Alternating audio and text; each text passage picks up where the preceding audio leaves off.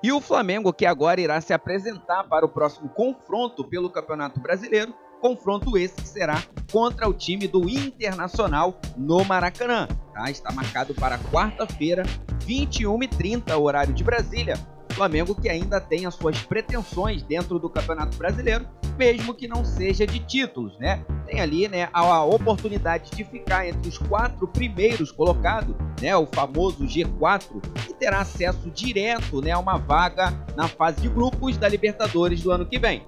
Logo em seguida, após os treinos, né, que você vai ver aí as imagens do treinamento do Mengão, você verá também, né, o Marcos Braz, que respondeu algumas questões envolvendo, né, a próxima temporada, como por exemplo o Flamengo, né, jogar fora do Rio de Janeiro no Campeonato Carioca de 2023. Tá bem legal essa entrevista, né? Tá bem legal aí essa fala do Marcos Braz e você vai ficar com ela logo depois das imagens do treino do Mengão. Então fica aí com as imagens do treino do nosso Mengão.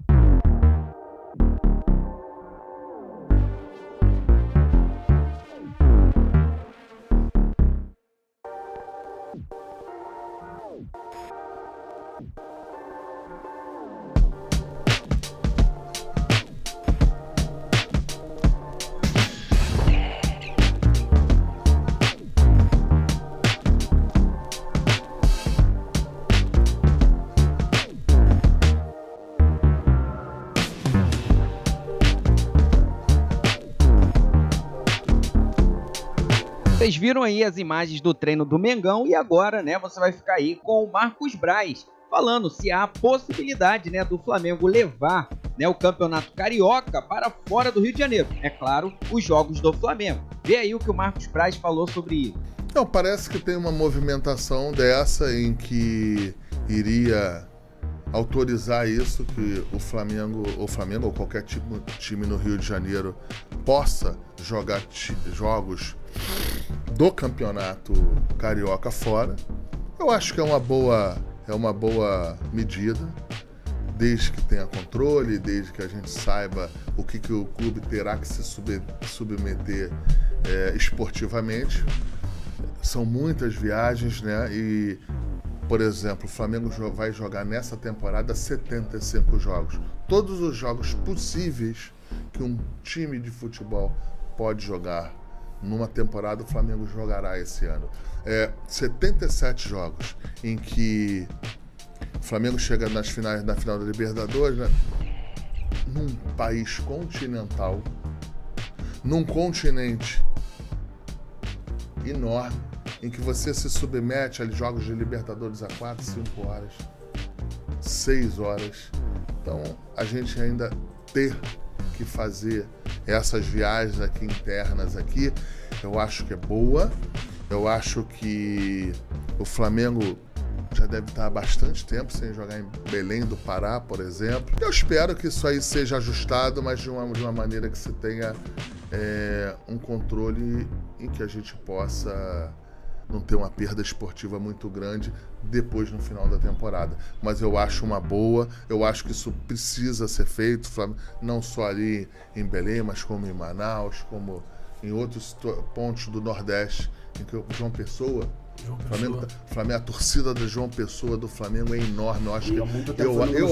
Eu acho que percentualmente é a maior fora do Rio. Percentualmente é muito grande. Enfim, a torcida do Flamengo não precisa falar. Outra coisa que o dirigente do Flamengo, Marcos Braz, falou também comentou foi sobre a declaração do Andreas Pereira. O Andreas Pereira que no meio de semana, né, falou ali, deu uma entrevista na internet, né, criticando bastante o técnico, ou melhor, ex-técnico do Flamengo, Paulo Souza, né, justamente quando ele falou ali que colocava o Everton Ribeiro como lateral, né, e isso incomodou demais, né, os jogadores do Flamengo, e o Marcos Braz também comentou sobre essa situação. Vê o que o Braz falou sobre isso.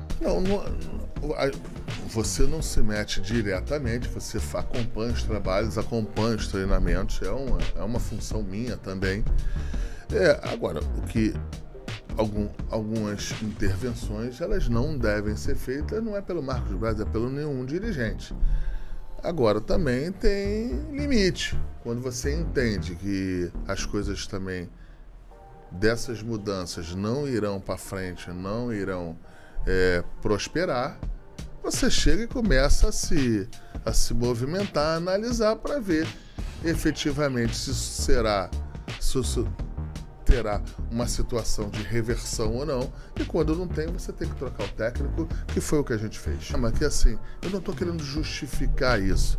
As pessoas têm que entender que para a gente trocar um técnico, uma comissão técnica, a gente tem que, teoricamente, ter outro técnico e comissão técnica. E quando a gente fez a opção da troca, e na sequência a troca pelo Dorival Júnior, o Dorival era o pior técnico que poderia se escolher num momento daquele para fazer a troca. Eu vou te dizer por quê. Porque o histórico do Dorival era o histórico de um treinador que não rompia contrato da onde ele estava treinando, seja lá onde for. O Dorival, eu acho que tem aí tantos anos de profissão, ele nunca rompeu um contrato.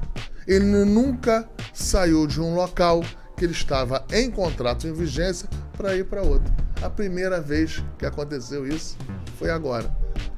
Então a gente tentou criar uma situação bastante segura para fazer essa movimentação, e uma movimentação que trouxesse um técnico que tinha esse histórico de não querer romper. Mas a gente chegou e convenceu o Dorival. Eu acho que foi bom pro Dorival e bom pro Flamengo.